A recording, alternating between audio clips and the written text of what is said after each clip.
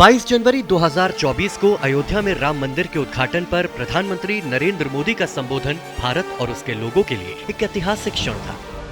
PM ने इस घटना को भारतीय सभ्यता के इतिहास में एक नए युग की शुरुआत बताया, जहां देश गुलामी की जंजीरों और तुष्टीकरण की मानसिकता से मुक्त हो गया है।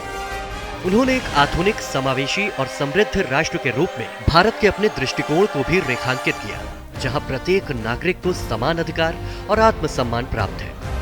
पीएम का संबोधन न केवल लंबे समय से प्रतीक्षित राम मंदिर निर्माण का उत्सव था, बल्कि उनकी राजनीतिक विचारधारा और दर्शन का प्रतिबिंब भी था।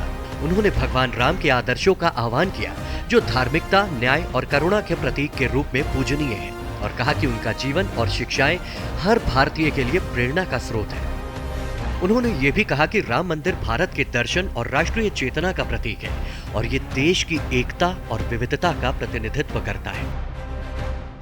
पीएम ने मंदिर को न्यू इंडिया के अपने दृष्टिकोण से जोड़ा, जो आत्मनिर्भरता, समावेशी और सशक्तिकरण के सिद्धांतों पर आधारित है। उन्होंने कहा कि ये मंदिर देश के गरीबों, किसानों, महिलाओं, युवाओं और समाज के वंचित वर्गों के कल्याण की दिशा में काम करने के लिए प्रेरित करेगा। पीएम ने एक जिम्मेदार और प्रभावशाली वैश्विक खिलाड़ी के रूप में भारत की भूमिका पर भी जोर दिया और कहा कि मंदिर दुनिया को शांति, सद्भाव और भाईचारे का संदेश देगा।